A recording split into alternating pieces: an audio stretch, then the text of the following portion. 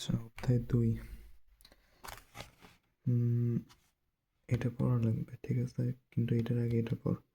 এটা বোঝা লাগবে, এটা বোঝার আগে জাভা ভাষায় ডাটা টাইপ বর্ণনা করো। ডাটা টাইপ কি? আচ্ছা, বোঝা লাগবে না, তুমি মুখস্থ কর। জাভা ভাষায় ডাটা টাইপ বর্ণনা করো। জাভা প্রোগ্রামিং ভাষায় ডাটা টাইপ হলো এমন এক ধরনের ভেরিয়েবল বা টাইপ যা প্রোগ্রামিং ভাষাটি ব্যবহার করে। নাকি কি বল করছি? ডাটা বুঝছি। জাভা প্রোগ্রামিং ভাষায় ডাটা টাইপ হলো এমন এক ধরনের ভেরিয়েবল টাইপ যা প্রোগ্রামিং ভাষাটি ব্যবহার করে ডাটা সংরক্ষণ করে।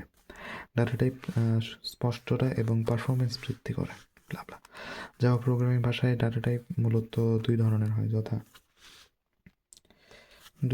যথা প্রিমিটিভ ডাটা টাইপ, নন প্রিমিটিভ ডাটা টাইপ।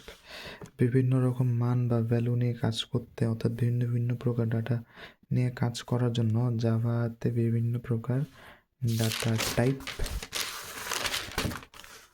নির্ধারণ করা আছে। যেমন কোনো অক্ষর বা টেক্সটের জন্য এক প্রকার, কোনো সংখ্যার জন্য আবার অন্য প্রকার, ইত্যাদি। মানে মশলা টশলা দেখা লাগবে। প্রিমিটিভ ডাটা টাইপ কি? Data type primitive data type. Primitive data type Java programming ভাষাতে প্রিমিটিভ ডাটা টাইপ হলো এমন ডাটা টাইপ যেগুলো একটি সিঙ্গেল ভ্যালু ধারণ করে। জাভা প্রোগ্রামিং ভাষায়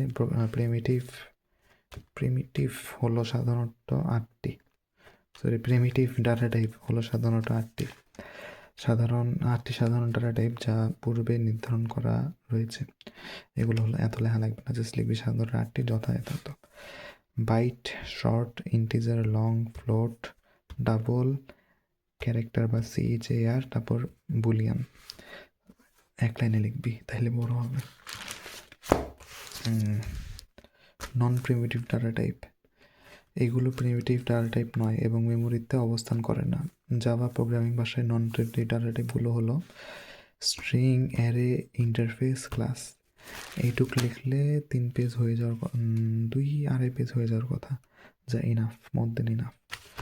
জাস্ট মুখস্থ করবি, মুখস্থ ছাড়া কিচ্ছু নেই। এইটা বিশেষ করে মুখস্থ করবি, এটা পড়লে 2টা কোশ্চেন হয়ে যাবে ইজি, প্লাস সংক্ষিপ্ত অতি সংক্ষিপ্ত 80।